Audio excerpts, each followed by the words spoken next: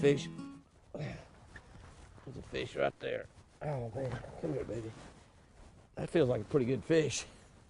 Crankbaiting in late February, one of the very best times of the year to crankbait fish. Fishing around grass. I've got one of my little 3/8 ounce deep smoothies on there. God, that's a great way to start right there. Look at that fish. That is a nice fish now, I'm telling you.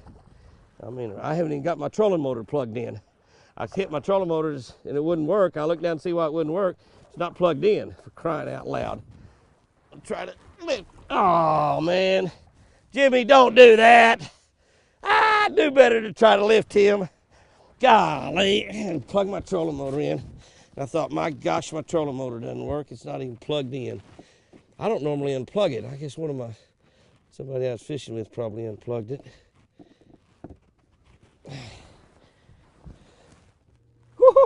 It works now.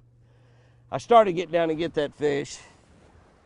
I started to get down there and lip him because he was just barely hooked with one hook. I mean, just barely hooked with one hook. And right there.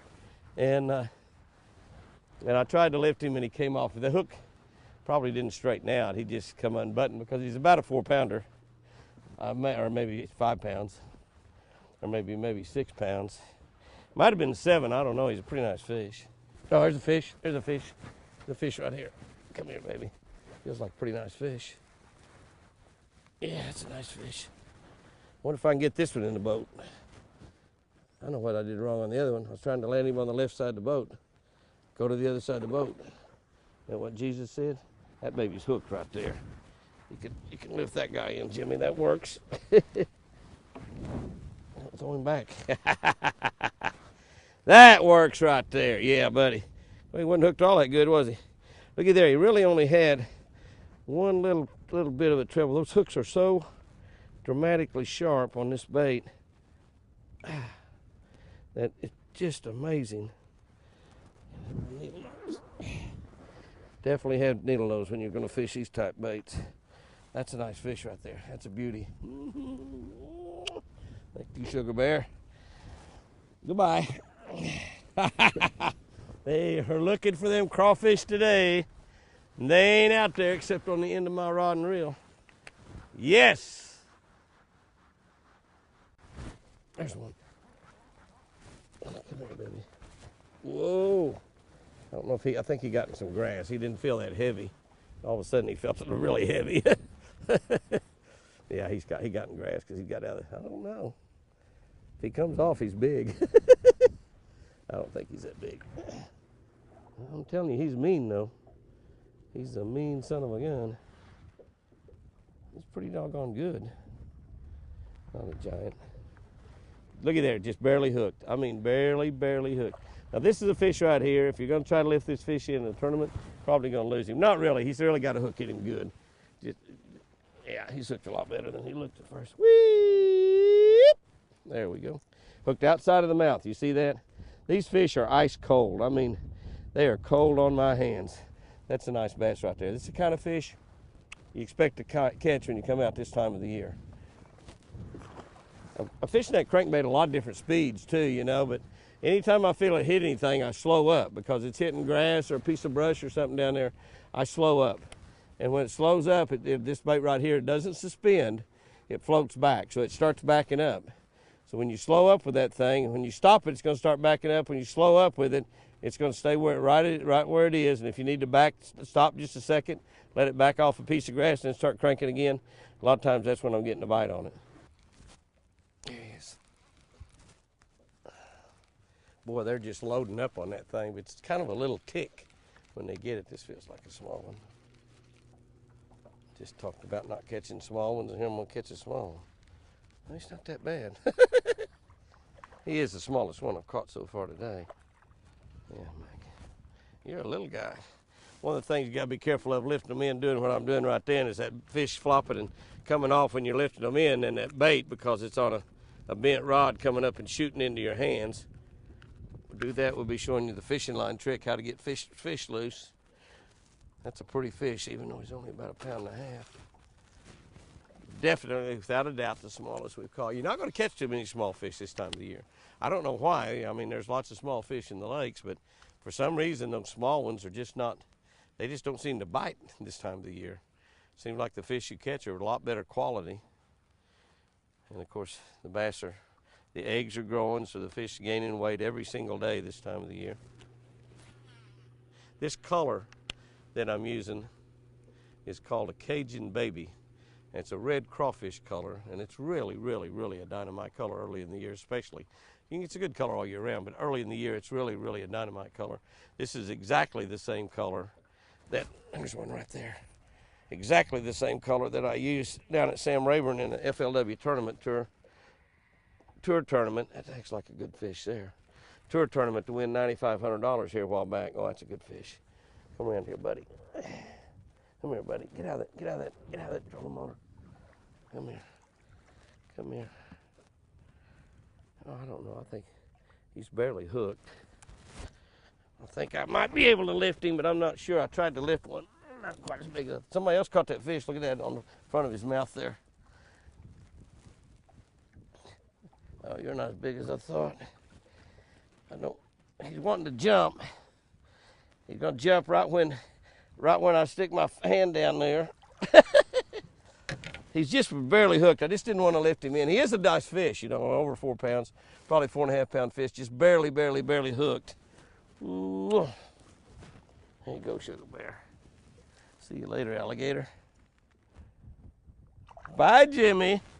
This color is a crawfish pattern, red color. It's called a Cajun Baby. Kiss your Cajun baby. Yeah. There's one. Oh, long time since I had a bite. Not a very big one. But it's been 2 hours since I had a bite. Good lands. It's cooling off. The weather is quite a bit cooler right now than it was. It's not supposed to be, but I think the clouds have thickened up a little bit. The clouds have got a little bit thicker, and the wind has picked up a little bit. I'm probably going to have to put a sweatshirt or something on here a little bit, or put my coat back on, one or the other. But that's the first bite I've had in a couple hours. I've been thinking about maybe switching over and going to a little bit bigger bait so I could get down a little bit deeper, or perhaps even switching over to a Lucky Strike jig. But that's a male bass right there. You know, we've been catching pretty much all females all day, but that's a male. You know, one of the critical things when you're fishing a crankbait, obviously, is speed. And you know, you can't crank a crankbait too fast. I mean, I'll just say that right now. I caught hundreds of fish back when I was a teenager trolling. We used to troll a lot to locate fish, and then once we got them located trolling, we'd stop and catch them casting. And you can't wind your reel as fast as you are when you're trolling. Even if you're trolling at a slow speed, you can't wind your reel that fast. So you can't wind it too fast. But you know, this time of the year, what you want to do is really concentrate on where that bait is down there and what it might be doing. If you feel it hit something, you always want to pause. If you feel it touch some grass, you always want to pause. You got a suspended bait, it's not going to move. You got a bait that's going to back up. Once you pause, it's going to start back just a little bit and then wind it again. When I hit something down there, I'll normally slow that bait down to just a crawl. And, you know, sometimes when you hit something, you think it hit an old piece of brush, that might just be a fish biting it. So when you slow it down, you know, that fish can then go ahead and get it real, real easily before it gets away from him. But sometimes you want to actually burn that crankbait. I mean, just crank that thing as fast as you can crank it. Obviously, you got to have crankbaits that run really, really true and straight to be able to do that. But you just throw that thing out there and, I mean, really wind it. I mean, it's a bait that you can cover a lot of water with. Really winding that thing, the fish will catch it like it's sitting still. There's a fish. Oh, Jimmy, don't fall down. About fell out of the boat. About fell out of the boat. Pretty nice bass. Not a giant, but a nice one. Come here, baby. Boy, they are not eating that thing at all. They're just hitting it. Ah, there we go. Good fish right there. Looky there. How many fish have been hooked just like that? And I don't know exactly what they're doing to get hooked like that, because he's actually hooked on the outside of the mouth, and he's not. I mean, you look, the bait is not even touching the fish at all. And some of them that I've been getting bites on and hadn't been buttoned up, I don't know if they're swinging at that bait or what they're doing, but this fish had 2 hooks in him. Or maybe he had one, I just got the other one in him, I don't know. But that's a nice bass right there. But they're just not really eating that thing like you think they ought to. Good fish. I nearly fell down there. Golly. That fish surprised me. He surprised me.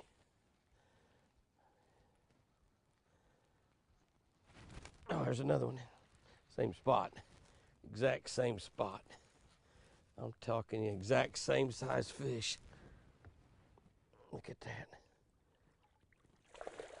Yeah, baby. No, this is not quite as big as that other one was. Looky there, the way he's hooked. Will you look the way he's hooked? Now he's got the bait in the, just barely, I mean just barely. That's a male, the other one was a female. 3 casts in a row. Subscribe button, there's one. Whoa. Whoa, right there. Right there. I cannot get over how these fish are all hooked. Look at that one, that's the way they, I mean, to tell you what, that's what you call just almost not catching a fish. That is a near miss right there. But a near miss would be a hit. I often wonder about that when they talk about on airplanes, you know, a near miss. A near miss is a plane crash, yeah. But that's a nice, pretty fish right there. They're just gorgeous. Just gorgeous. And there's a lot of fish in this area. What I did is I made a little adjustment because it got so cold. I went a couple, 2 or 3 hours, and during that 2 or 3 hours, I caught like 1 fish. And I caught them really good this morning, especially when that sunshine was shining. But it's got colder. The cold front is just north of here. The barometer's got to be dropping. It's just got to be dropping. And the fish are biting, I know that, but I went a couple, 2 or 3 hours, so I was about to change size and change colors on my crankbait. But what I did is I actually kind of changed areas, and I got in a little bit more woods and a little bit shallower type grass. So I'm actually fishing shallower than I were, and the fish are not quite as big. I did catch that one big one up shallow, but they're nice fish. But I finally got back to getting bites again on the exact same size and color bait that I was catching them this morning, except I just changed to the different type territory, and it seems to be working pretty good. All of a sudden, oh, there's one. Well, he came off. God. No, he didn't. No, he didn't. He just ran toward the boat. I thought he come unbuttoned. Not very big. I don't think. He's bigger than I thought he was. Hooked it. Yeah, he ate it. That's the way they're supposed to. That's a male, too. He ate that thing.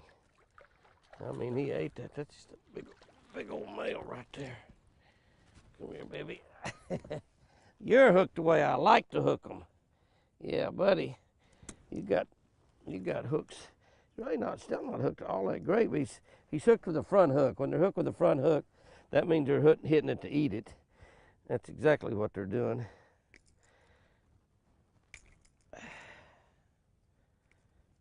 He's really hooked. You have to be careful, tear your hooks up. That's a good fish right there. See, that's a male fish. That's just a big old long male fish right there. Looking for a big old fat female. I know what you're looking for, guy. So I was looking for a crawfish. Hadn't seen one in a while. Saw one swimming by. Just thought I would eat it. Don't kick that rod in, Jimmy. Wouldn't be the first time. I just sit here and fish a while. This is pretty nice. There he is. Oh, yeah. Pull, baby, pull. I don't know why that turns a guy and a girl on so much, but it really does. Oh, come on, sugar booger. Come up here and look at me. Oh, just another nice chunk. Another nice chunk. Oh, pretty nice chunk, by golly. Talking a pretty nice chunk. He's got the front hook in his mouth. I like that. I like it when they have the front. Well, that's a nice fish right there. He's a lot bigger than I thought he was. When you get that front hook in their mouth, that means that they're starting to bite it a little bit better. Almost got the sun trying to shine up there just a little bit. Not much, but a little brighter right there in one spot. I can feel a little warmth coming off of it, actually. On a crankbait, you want that bait to have lots of room to wiggle, so one of the ways that we make that happen, is to put a split ring on there. These baits come with a split ring already on it, so we don't have to put one on there. You can tie just a regular Jimmy Houston knot. Now, if you don't have a split ring, you might want to add a split ring or a snap to the front of your bait. Then you can tie just again, a regular Jimmy Houston knot, a hard cinch down knot. If you don't want to do that, you need to tie a loop knot on there, put you a loop on there. I'll double my line, run through the eye of the hook. All I'm going to do is drop my bait down right now, and I'm going to take my double line, lay it over the index finger of my left hand, and I'm simply going to wrap it 4 times around the line. 1, 2, 3, 4, and then I'll just take this double line, go through the eye of the hook, or the eye of the that I made around my finger, not the eye of the hook, and then cinch everything down. Cinch everything down, pull that down tight, pull the tag line down tight, take the loop that you're in here that you went through your finger, cinch it down, take your cutters wherever they are, cut everything off real close to your knot. There you go. Perfect 100% Jimmy Houston knot. Don't throw that line in the lake, throw it in the bottom of your boat. Thank you guys and gals for watching us on YouTube. We're going to be doing lots and lots and lots of YouTube stuff this year, having a lot of fun. We want to bring you along on every fishing trip with us. So if you enjoyed this, if you like it, tell your friends. Be sure and hit that subscribe button, and you'll be getting all of the great stuff that we do. And a lot of stuff that ain't so cool.